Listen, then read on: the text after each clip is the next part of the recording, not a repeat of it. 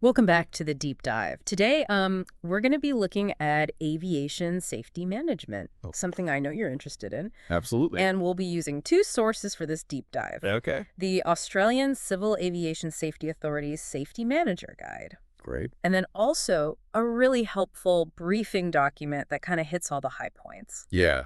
Now, when you think about aviation safety, Sure.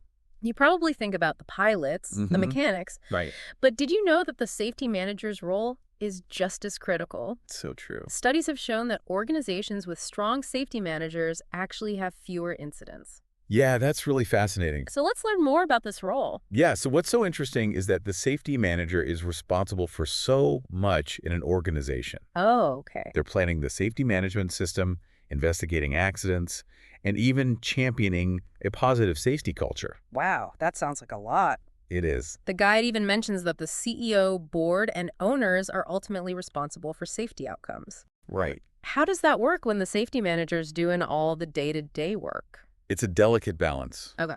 The safety manager has the on-the-ground responsibility, Right. while leadership sets the overall tone and provides the resources. Mm-hmm. Think of it as a partnership where the safety manager is the driving force for implementing safety procedures. Mm-hmm. But leadership needs to be providing the resources and support to make it all happen. Gotcha. It's really about shared responsibility. That makes sense. Yeah. So knowing how vital this role is, let's paint a picture of the ideal safety manager. Okay. What qualities make someone truly excel in this position? Well, they need energy Okay. and enthusiasm. Gotcha. It can't just be a box-checking exercise. Right. To be successful, they need a mix of technical expertise and people skills. Okay. They need to be able to inspire their colleagues to make safety a priority. Yeah, that makes a lot of sense. Mm-hmm. I can see how being approachable and a good communicator would be essential, especially when you're dealing with sensitive information Mm-hmm. and encouraging people to report potential hazards, Yeah. almost like a diplomat, right? You're exactly right. Wow. The safety manager needs to translate complex information clearly Okay. and make sure everyone feels heard. Right. They are the bridge between the workers and management. Now, I'm curious about the challenges safety managers face. Sure. The guide mentions high turnover in the role is a red flag. Yeah. Now, wouldn't some turnover be normal in a demanding role? Well, it's a great question. Yeah. High turnover often indicates a lack of organizational support. Okay.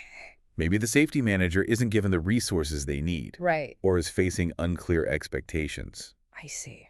I've spoken with safety managers tasked with launching a whole new safety management system Wow. with practically zero budget Really? and no support from management. Jeez. Imagine that. You're Yes. passionate about safety, but you're drowning in paperwork, Yeah. struggling to get buy-in from your coworkers, Mm-hmm. and you're basically set up for failure. That sounds incredibly frustrating. It is. It seems like that would lead to burnout very quickly. You're right. It's a recipe for disaster, Yeah. and it ties directly back to the idea of shared responsibility for safety. Oh. That's easy to say, but how do you actually cultivate that in practice? So for our listeners, as someone who's passionate about aviation safety, what Yeah. can you do to contribute to a positive safety culture? One thing you can do is actively participate in safety meetings. Okay. Don't just sit there Okay. passively. Right. Ask questions. Gotcha. Share your observations. Okay. If you see something that could be improved, don't be afraid to challenge existing procedures. Interesting. Remember, your insights are valuable. So it's about moving beyond directives from the top Mm-hmm. and really making people feel like they're part of the solution. Exactly. Okay. And the safety manager is key to making that happen. Gotcha. They need to be present, Right. approachable, and genuinely interested in what everyone in the organization has to say. That makes sense. But before we go too far, I think it's worth clarifying what a safety management system actually is. Good point. Yeah. For those who aren't familiar with the term, can you break it down? Think of it as the organization's master plan for managing safety risks. Okay. It includes everything from spotting potential problems Mm-hmm. to investigating incidents and taking corrective action. Right. It's the framework that aligns everyone on safety and keeps them working towards the same goals. Okay. That makes sense. So now that we understand the system, let's get back to the individual. Okay. What are some specific strategies the safety manager can use to build that collaborative environment? Okay. How do they empower employees? One way is to actively encourage employees to report any hazards they see, Okay, no matter how small they might seem. gotcha. Another is to really listen to the concerns and ideas of people at every level. Okay. And it's important to celebrate wins, Right. big or small. Mm-hmm. When it comes to safety improvements, Okay. people need to feel like their contributions matter. So instead of just handing down rules, Yeah, it's more about facilitating a two-way dialogue right. where everyone feels ownership over safety. That's it. Okay. When employees feel like their voices are heard, Mm-hmm. they're far more likely to be invested in making things safer. Yeah. They become part of the solution, Right. not just the recipients of rules. It seems like a subtle shift in perspective can make a big difference. Absolutely. Speaking of staying ahead of the curve, the guide also mentions that staying connected to industry trends is crucial for safety managers. It is. What are some ways they can do that? Well, they can attend conferences Okay. and workshops Gotcha. and network with other safety professionals, Makes sense. read in industry publications, Mm-hmm. and listening to podcasts like this one can also keep them up to date. Actually, this deep dive was inspired by notes for our upcoming Key Safety Talks YouTube channel, which is designed for professionals like you. That's right. And it covers a wide range of occupational health and safety topics. Exactly. We know you're busy, so you can listen during your commute, at work, or even while you're enjoying your hobbies. I love that.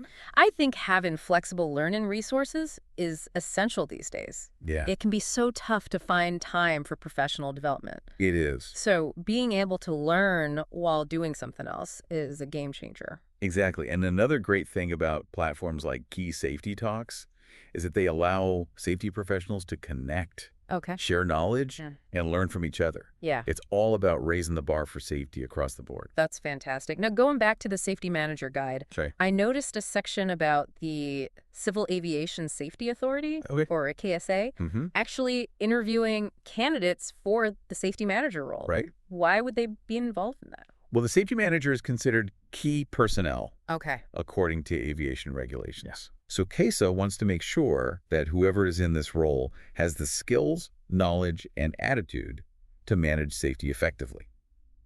So it's not enough to just have the right credentials on paper. Right. They really want to see if the candidate understands safety management in a practical way. Precisely. Okay. The interview allows CASA to assess the candidate's understanding of their responsibilities, Mm-hmm. how the organization's safety management system works, Right. and how they'd handle real-world challenges. I see. They're really looking for someone who can walk the walk, Yes. not just talk the talk. Exact. The guide mentions that some candidates stumble during the interview. Mm-hmm.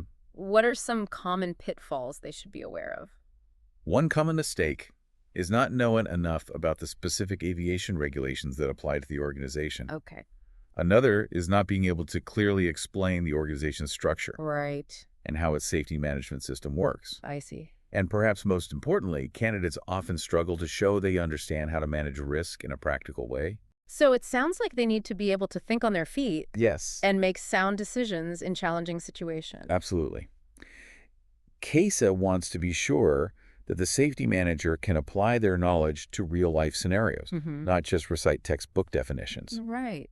Now, the guide also stresses the importance of the safety manager having a direct line to the CEO or senior management Okay. for safety-related matters. Okay, why is that so crucial? Because that direct access ensures that safety concerns get addressed quickly Right. and effectively. Gotcha. The safety manager needs to be able to keep the CEO informed about potential risks, suggest solutions, Right. advocate for the resources they need to keep everyone safe. So it's about streamlining communication. Yeah, And making sure that safety is treated as a top priority at the very top of the organization. exactly. Okay. The safety manager isn't just there to implement procedures. Right. They need to be able to influence decision-making Mm-hmm. and shape the company's overall safety culture. That's a really good point. Yeah. Speaking of which, let's dive into safety culture itself. Okay.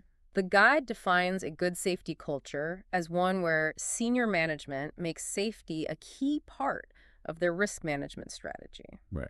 Why is it so important that leadership is fully on board with this? Think of it this way. Okay. Employees look to their leaders for cues about what's truly important. Right. If leadership makes safety a priority, Mm-hmm. allocates resources, Yeah. participates in safety initiatives, Okay. it sends a powerful message that they genuinely care about safety. But I can also see how some CEOs might view safety measures as an extra cost that slows down operations. Yeah, that's a great point. Yeah. You have to show them that a strong safety culture actually improves efficiency Okay. and reduces costs in the long run. Gotcha. When you have fewer accidents and incidents, Mm-hmm. you're spending less on investigations, Right. insurance claims, Yeah. lost productivity. Okay. Plus, a company with a good safety record attracts better employees and builds trust with customers and the public. So it's not just about avoiding negative outcomes, it's Yes. about creating positive benefits for everyone involved. Exactly. Okay. Safety is an investment, not an expense. I hear what you're saying about the importance of leadership buy-in. Yeah. But a CEO can't just say, safety is important, Right. and expect everyone to fall in line. Absolutely. Actions speak louder than words, right? You're absolutely right. Yeah. They need to demonstrate that commitment through their actions and decisions. Okay. It's about walking the walk, Right. not just talking the talk. The guide also emphasizes open communication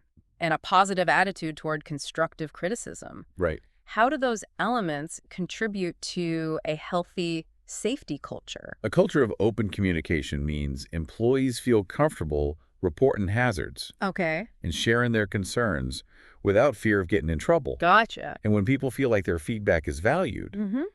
they're more likely to participate in making things safer. So it's about building trust Yeah. and creating a space where people can speak up, Right. even if they're pointing out a problem. Exactly. Okay. A healthy safety culture is about trust, transparency, Right. and a willingness to learn and improve together. Gotcha. It's not about blaming people, Right. but about identifying what needs to be improved Yeah. and working together to make things safer.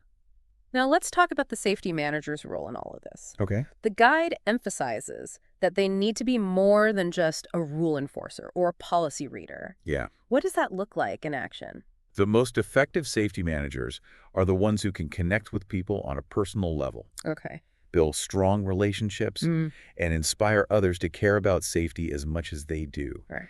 It's not just about compliance. Okay. It's about fostering a culture where everyone feels responsible for safety. So it's about being a leader, Yes. a mentor, Mm. and a champion for safety within the organization. Yes, exactly. They need to be visible, Right. approachable, Mm. and genuinely invested in the well-being of the workforce. The guide also mentions that safety managers need to be able to communicate effectively with everyone, Absolutely. from the CEO to the newest employee. Yeah. Why is it so important to be adaptable in that way?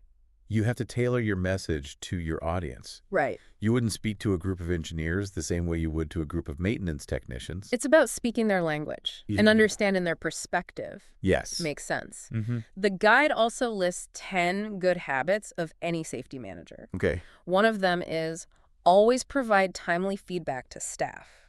Right. Why is that so crucial?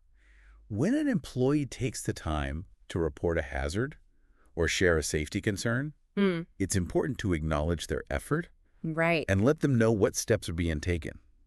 That shows them that their input is valued Mm-hmm. and encourages them to keep participating. It's about closing the loop and letting people know that their actions are making a difference. Exactly. Okay. Even a simple confirmation that a concern has been received Right. and is being addressed can make a big difference. Another habit the guide mentions is praising or even rewarding employees for reporting hazards.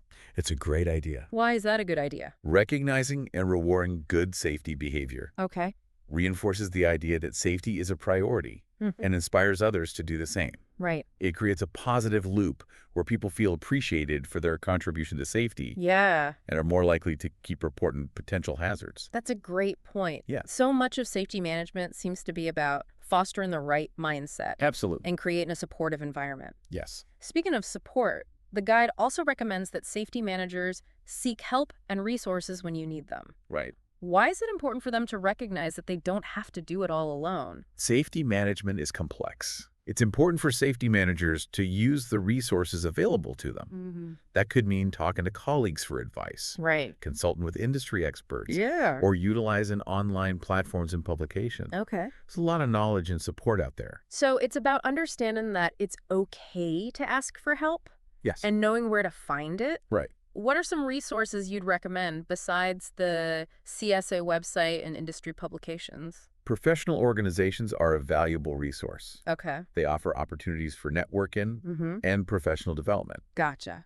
attended their conferences and workshops is a great way for safety managers to connect, Okay. share ideas, Mm-hmm. and learn from each other's experiences. I imagine those connections can be incredibly valuable, They are. especially for someone new to the role. Absolutely. Yeah. Mentorship is a powerful tool. Right. Connecting with an experienced safety manager can provide invaluable guidance and support. It sounds like building a strong network is key. It- We've covered a lot of ground today, We see. from the specific responsibilities of a safety manager to the broader importance of a healthy safety culture. Yeah. What are the key takeaways you want our listeners to remember? First, safety management is absolutely essential in aviation. Okay. It's not just about checking boxes and following rules. Right. It's about protecting lives Mm-hmm. and ensuring the well-being of everyone involved. And it's not a one-person job. Everyone in the organization plays a role in creating a safe working environment. Exactly. Yeah. Safety is a shared responsibility. And lastly, investing in a strong safety culture is always worth it. Always. When employees feel empowered, valued, and Yeah. engaged in safety efforts, Hmm. it creates a positive cycle of continuous improvement. Absolutely. Now, before we wrap up this part of our deep dive, Okay. I want to touch on one more thought-provoking point from the guide. All right. It states that safety culture is built largely at the organizational level. Okay. So if you were a CEO, What specific actions could you take to truly embed a safety-first culture? that's a fantastic question. Yeah. And there's a lot we could unpack there. Right. For starters, you could make sure that you're actively demonstrating your commitment to safety through your own actions, Okay. not just words. Gotcha. Regularly participating in safety meetings, Mm-hmm. visiting work sites, Right. and talking to employees about their concerns shows them that you genuinely care. It's about being present and engaged. Yes. Not just delegating safety to someone else. Exactly. And you could also ensure that safety is built into every aspect of the organization's operations. Yes. It should be part of strategic planning, Right. performance evaluations, and everything in between. Yeah. So it's about making safety part of the DNA of the organization, Yeah. not just an afterthought or a checkbox on a form. Right. What else could a CEO do to build that culture? Well, they could foster a culture of continuous learning and improvement. That can mean encouraging employees to participate in professional development opportunities, providing access to industry best practices, Right. and promoting a willingness to learn from mistakes and near misses. So it's about creating an environment where everyone feels empowered to contribute to a safer workplace. That's right. Okay. When safety is a core value, it becomes a shared responsibility, Yeah. not just the responsibility of the safety manager. This is all really fascinating, It is. but we've covered so much ground already. We have. We're going to need to take a break and continue this discussion in the next part of our deep dive. Okay. I can't wait to explore even more about creating a truly safety-conscious culture. I'm looking forward to it. Welcome back to our deep dive into aviation safety management. Before the break, we were discussing how a CEO can actively promote a safety-first culture. Right. It's clearly about more than just hiring a competent safety manager. Absolutely. It's about weaving safety into the very fabric of the organization. And one powerful way to do that is by regularly celebrating safety successes. Okay. It doesn't have to be anything grand. Right. Acknowledging a team that went above and beyond to prevent an incident, Mm-hmm. or highlighting an individual who consistently champions safety protocols Okay. can make a big difference. Right. It shows everyone that their efforts are noticed and appreciated. It's almost like giving employees a pat on the back for a job well done. Exactly. It reinforces those positive safety behaviors. Yeah. Now, I want to shift gears for a moment Okay. and talk about something the guide calls key safety talks. Right. There are these informal discussions that safety managers can have with employees about specific safety concerns. Right. What's the value of these informal chats Mhm. as opposed to, say, a formal safety meeting? Key safety talks provide an opportunity for more personalized Okay. and focused You conversations. gotcha. Imagine you're a safety manager Okay. and you've noticed a trend of minor slips and trips in a particular area. Instead of issuing a general memo, Right. you could gather the employees who work in that area Okay. and have a frank discussion about what they're observing, Right. what might be contributing to the issue, Uh. and what solutions they might suggest. So it's about getting down to the ground level Exactly. and tapping into the expertise of the people who are actually doing the work. They're the ones who know the intricacies of their tasks. What? and the specific challenges they face. Right. Their insights can be invaluable in identifying hazards and finding practical solutions. Gotcha. Plus, these informal conversations can help build trust and rapport Okay. between the safety manager and the workforce. That makes sense. It's about creating a dialogue, Right. not just dictating rules from on high. Now, the guide provides some helpful tips for conducting these key safety talks. Okay. For example, they emphasize the importance of active listening. Right. Why is that so crucial in this context? Active listening means truly engaging with what the other person is saying, Okay. not just waiting for your turn to speak. Right. It involves asking clarifying questions, summarizing what you've heard to ensure understanding, Okay. and showing genuine empathy for the other person's perspective. Right. When employees feel heard and respected, Okay. they're more likely to open up and share their honest observations Right. and concerns. So it's about creating a safe space for honest feedback? Exactly. Okay. The goal is to foster an open exchange of ideas, Right. not to interrogate or put people on the defensive. Gotcha. Another tip the guide mentions is to keep these talks focused. Okay. Why is that important? Well, if you try to cover too much ground, you risk losing people's attention and diluting the impact of the message. Yeah. It's better to have a series of shorter, focused discussions Yes. than one long, rambling one. You're absolutely right. Okay. Pick one or two key points you want to address and stick to those. The guide also suggests documenting the key takeaways and any agreed-upon actions. It's a good idea. Why is that step important? I imagine it helps with accountability and follow-through. Okay. If everyone knows what was discussed Right. and what actions are being taken, it's more likely that things will actually get done. Makes sense. Plus, it creates a record that can be referred back to later if needed. Right. Exactly. Okay. Documentation doesn't have to be a burden. Right. A simple email summarizing the key points and next steps can be sufficient. Now, the guide also encourages safety managers to use real-life examples and stories during these talks. Right. Why do you think that's an effective strategy? Stories are powerful. Okay. They help people connect with the information on an emotional level Right. and make it more memorable. Okay. If you can illustrate a safety concept with a real-life example of how something went wrong Right. or how someone prevented an accident, It's going to have a much greater impact than simply reciting a rule from a manual. you're spot on. Yeah. And those stories don't have to be dramatic or sensationalized. Right. Even a simple anecdote about a time when you personally made a mistake or learned a valuable safety lesson can resonate with people. Yeah. It humanizes the safety manager Exactly. and makes them more relatable. It takes them out of the role of enforcer Okay. and more into the role of a fellow learner. Now, shifting back to the broader topic of safety culture, Okay. the guide makes a fascinating point that I want to explore with you. Right. It states that a positive safety culture isn't just about preventing accidents. It's about promoting a sense of well-being Okay. and psychological safety for employees. Right.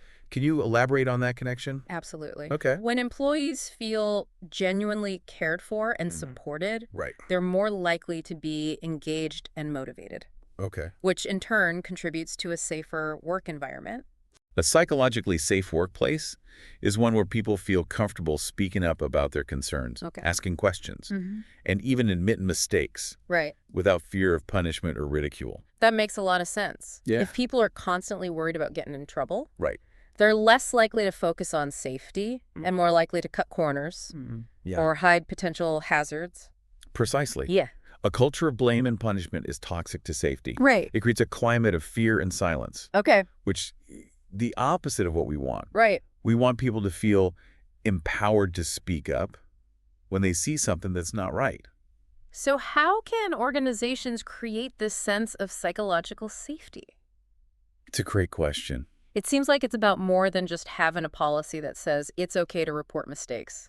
You're right. Yeah. It starts with leadership modeling the behavior they want to see. Okay. It means admitting their own mistakes, being open to feedback, and showing genuine concern for the well-being of their employees. It's about creating a culture where it's okay to be human, Yeah. where we acknowledge that everyone makes mistakes Right. and that learning from those mistakes is more important than assigning blame.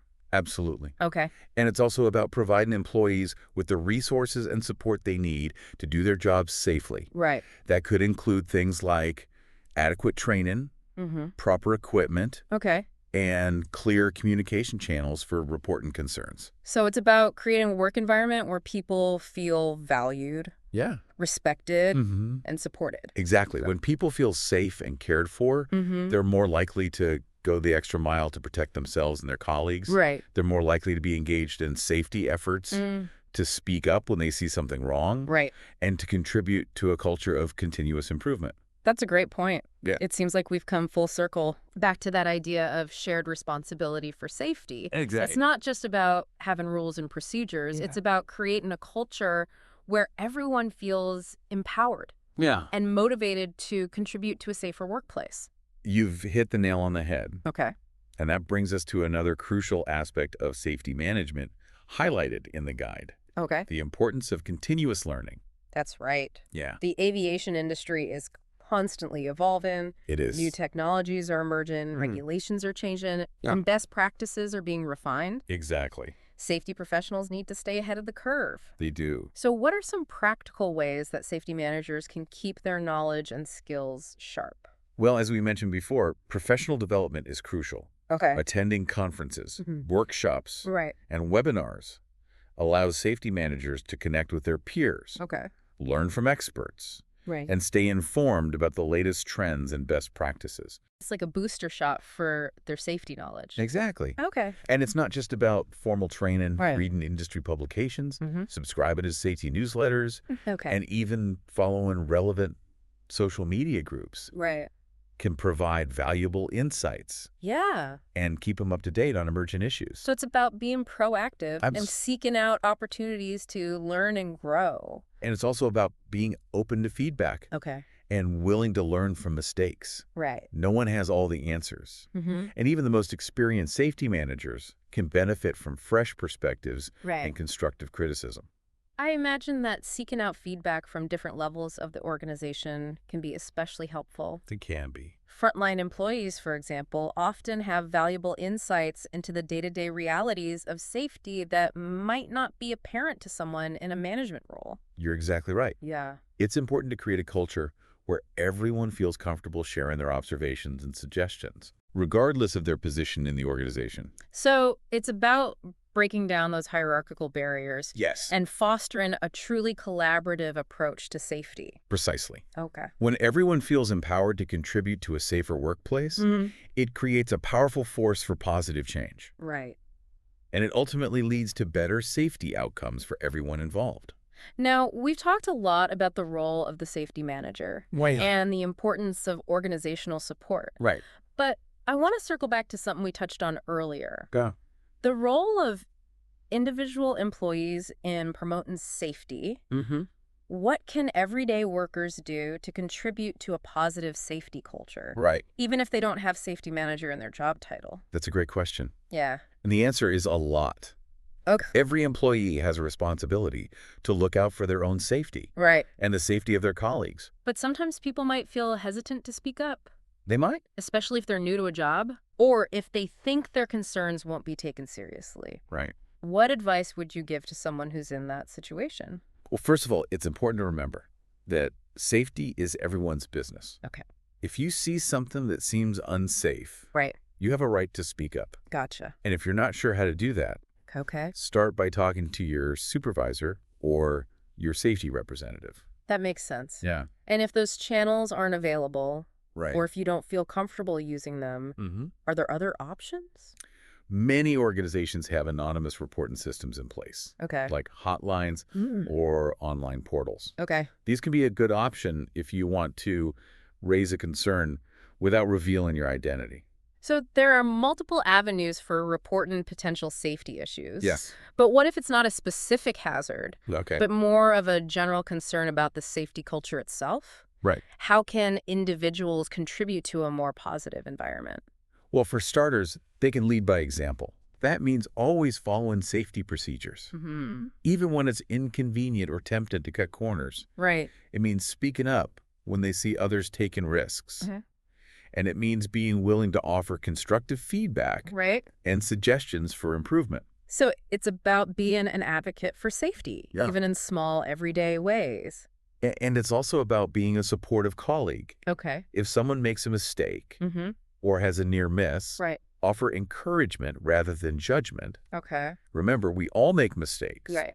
and the goal is to learn from them Mm-hmm. and prevent them from happening again. That's a great reminder. Yeah, It seems like creating a positive safety culture is about building a community of support it is. and shared responsibility. You're absolutely right. Okay. When everyone feels like they're part of the solution, Mm, safety becomes more than just a set of rules. right. It Yeah. becomes a shared value that drives behavior Okay. and creates a truly safe and healthy work environment.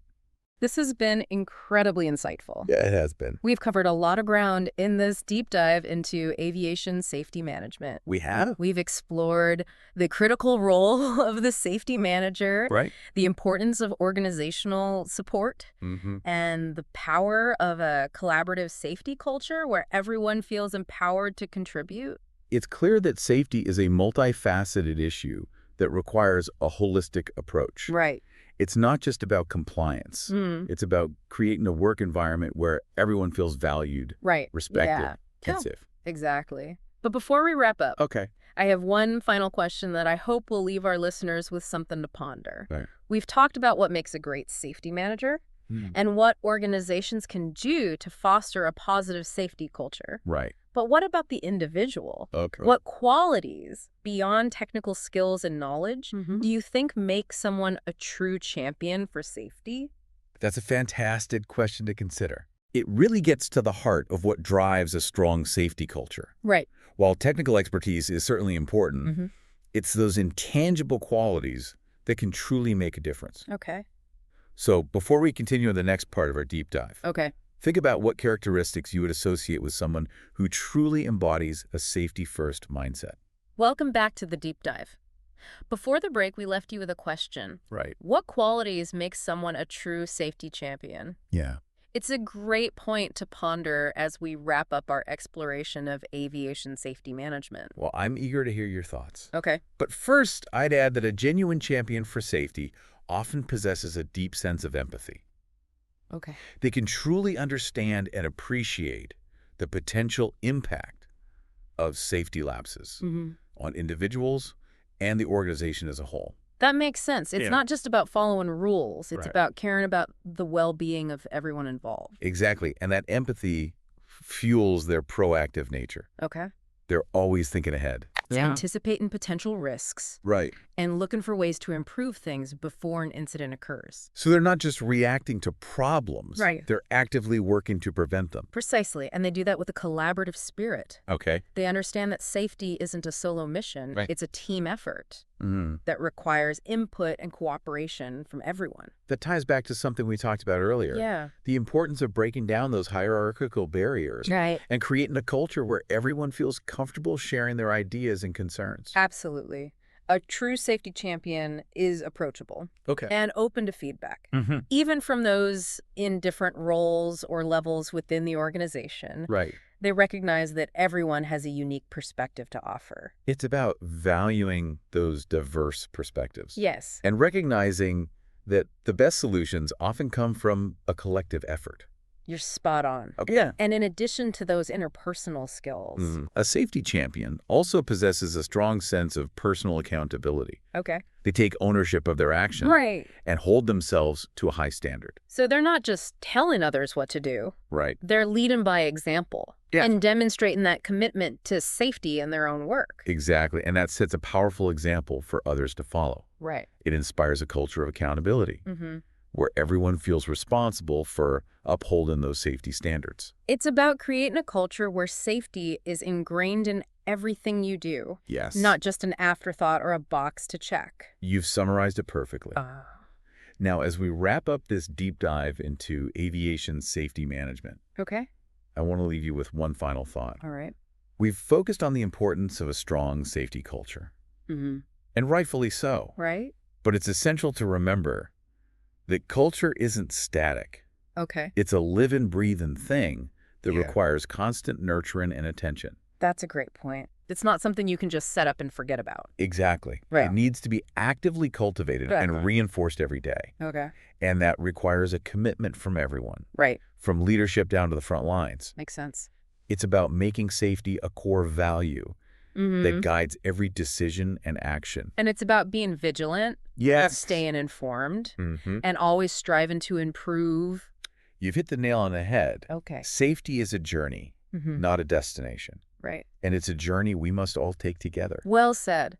This has been an incredibly informative deep dive into aviation safety management. It has been. We've explored the complexities of the safety manager's role, Right.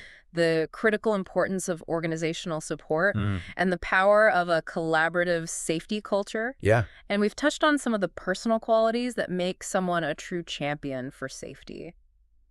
We hope this deep dive has given you a deeper understanding of the vital role safety management plays in the aviation industry and inspired you to think about how you can contribute to a safer work environment. Remember, whether you're a seasoned safety manager or just starting your journey in aviation, you have the power to make a difference. You do. And don't forget to check out Key's Safety Talks on YouTube for more insights and practical tips on a variety of safety topics. We'll be exploring everything from risk management to human factors to the latest advancements in safety technology. Wow. Subscribe and hit that notification bell so you don't miss a single episode. Thanks for joining us on the deep dive. Until next time, fly safe.